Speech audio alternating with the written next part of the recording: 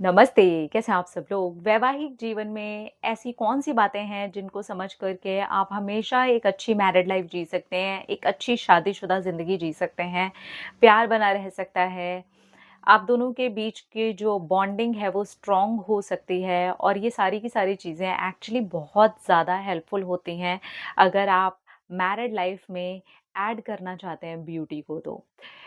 Married life, शादीशुदा ज़िंदगी, यहाँ पर 2 लोग एक होते हैं, जहाँ पर 2 परिवार भी एक होते हैं। तो यहाँ पर ऐसा नहीं है कि ये जब 2 लोग एक हो रहे हैं, तो ये परिवार अलग हो गया, वो परिवार अलग हो गया, तो ये 2 लोग भी अलग-अलग होंगे। तो हमको ये समझना है, ये जो 2 लोग एक हो रहे हैं, हमारे भारत में तो आज भी ऐसा ही है कि जब 2 लोग एक होते हैं, तो 2 परिवार भी एक होते हैं और इसको आप जितना ज़्यादा गहराई से बना कर के रखें, सबसे पहली चीज़ ही ये है कि गहराई से इस बात में उतरना कि हम 2 एक हो रहे हैं, साथ के साथ हमारा परिवार भी एक हो रहा है। यानी कि इधर की भी रिस्पेक्ट, उधर की भी रिस्पेक्ट, इधर का भी एक बॉन्ड स्ट्रॉन्ग हो रहा है, उधर का भी बॉन्ड स्ट्रॉन्ग हो रहा है। दोनों जब मिलते हैं, तो वो बॉन्ड किस लेवल पे स्ट्रॉन्ग होता है।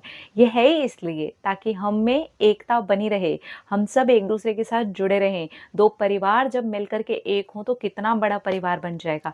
ये सोचना दोनों ही पार्टनर्स का कर्तव्य है और ये दोनों जब सोचते हैं तो दोनों ही परिवार के लिए रिस्पेक्ट बढ़ती है दोनों के ही मन में।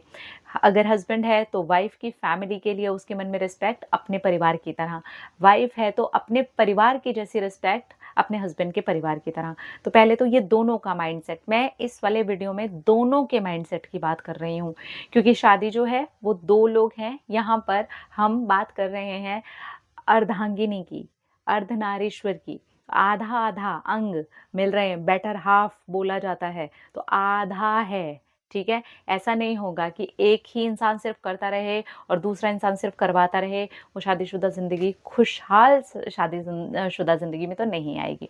हाँ, बहुत बार ऐसा होगा कि कभी हमने ज़्यादा कर दिया, कभी तुमने ज़्यादा कर दिया, ये चलता है, ये तो हर जगह ही होता है और ये ठीक है, ये नॉर्मल है। लेकिन ज़्यादातर जो चीज़ें हैं, उसमें आधा-आधा होना बहुत ज़रूरी है। अब कुछ एकदम इम्पॉर्टेंट पॉइंट्स की बात करते हैं, जिसमें से बहुत इम्पॉर्टेंट पॉइंट है परिवार और दोनों को जोड़ने के बाद जो पॉइंट आता है वो ये है इज़्ज़त। अगर आप अपने पार्टनर की इज़्ज़त करते हैं और ये दोनों को ही करनी चाहिए, अगर आप हस्बैंड हो तो आपकी वाइफ़ की इज़्ज़त और अगर वाइफ़ हैं तो अपने हस्बैंड की इज़्ज़त, क्योंकि इज़्ज़त से ऊपर तो प्यार भी नहीं है। अगर आपके मन में उस इंसान के लिए इज़्ज़त है, तो प्यार एकदम अनदर लेवल ही होगा। तो इसलिए इज़्ज़त बहुत ज़्यादा ज़रूरी है। आप दोनों को एक-दूसरे की इज़्ज़त करना, दुनिया के सामने भी और अकेले में भी। क्योंकि इज़्ज़त है तो आप समझ लीजिए बिल्कुल डिफरेंट लेवल ही आपको देखने के लिए मिलेगा। जो ये प्यार होगा ना, ये बिल्कुल ही डिफरेंट होगा और इज़्ज़त जो जोड़ती है, वो इस दुनिया में कोई और चीज़ जोड़ ही नहीं सकती। जब आप अपने पार्टनर की सेल्फ रिस्पेक्ट, उसके मान-सम्मान को समझते हैं ना, तो वो इंसान चाह कर के भी ना, मतलब क्या बोलूँ मैं, ये तो प्यार की बिल्कुल अलग ही परिभाषा की मैं बात कर रही हूँ। लेकिन अगर ये हो जाता है एक शादीशुदा लाइफ़ में, तो वो लाइफ़ बहुत ज़्यादा ही ब्यूटीफुल होती है।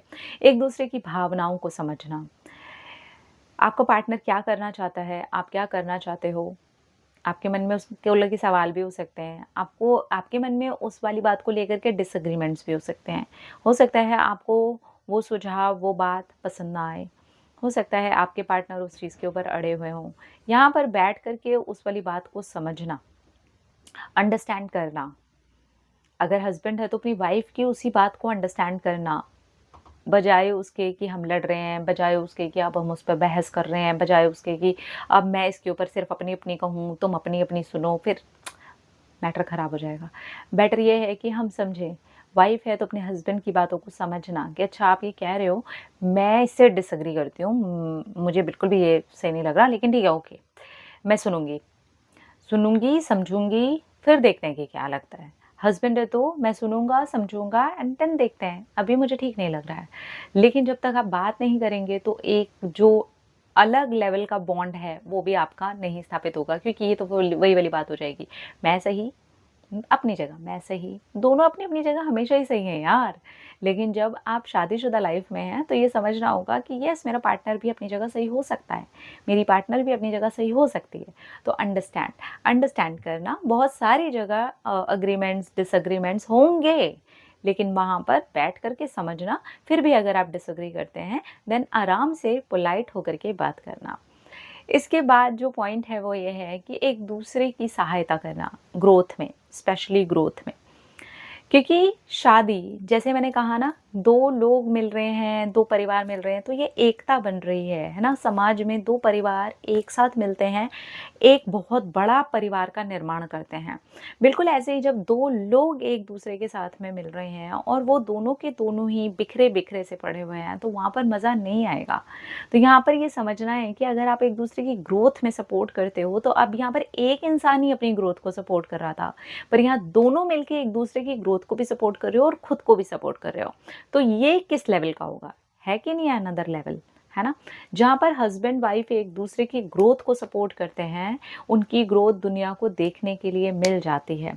तो यहाँ पर आपको भी ये समझना है कि अगर आप अपनी शादीशुदा ज़िंदगी के अंदर एक नई चीज़ को ऐड करना चाहते हो, तो अपने पार्टनर की ग्रोथ को सपोर्ट करो और अपनी ग्रोथ को भी सपोर्ट करो। अपने आप को कभी भी नहीं छोड़ना है। नॉर्मली फीमेल्स क्या करते हैं, अपने आप को छोड़ दिया, अपने आप को साइड कर दिया, अपने करियर को भी साइड कर दिया, ये बिल्कुल भी नहीं करना है।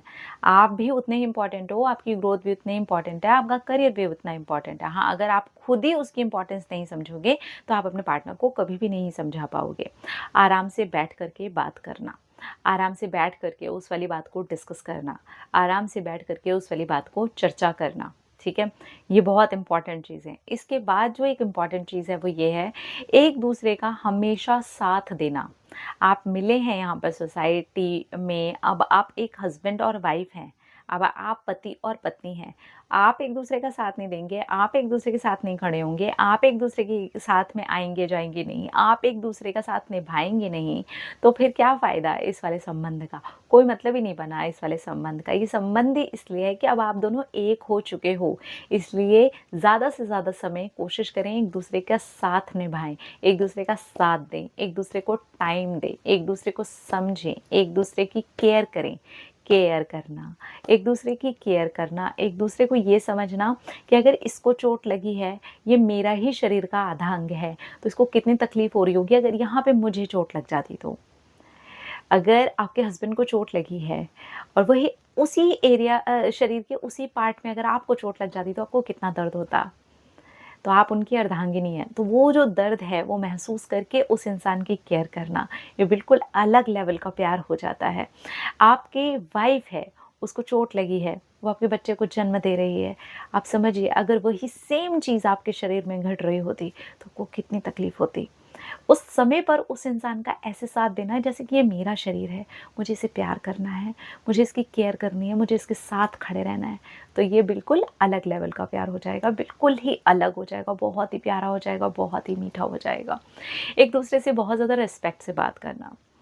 बहुत बार ये हो जाता है कि हम ना बहुत अजीब-सी लैंग्वेज यूज़ करना शुरू कर देते हैं। थोड़ी बहुत मस्ती मज़ाक में ही सब कुछ अच्छा लगता है, लेकिन जब ये मस्ती मज़ाक है ना, अलग सा हो जाए ना, तब ये समझ जाओ कि ज़्यादा हो रहा है। इसलिए एक दूसरे को रिस्पेक्टफुली बात करना, ये भी बहुत ज़्यादा इम्पॉर्टेंट होता है। अपने बच्चों के सामने एक दूसरे की इज़्ज़त को बनाए रखना। बच्चों के सामने ये बहुत ज़्यादा इम्पॉर्टेंट है कि अगर आप दोनों के बीच में कोई मनमुटाव है, डिसएग्रीमेंट्स हैं, प्लीज़ उसको आराम से अकेले रूम में हैंडल कीजिए।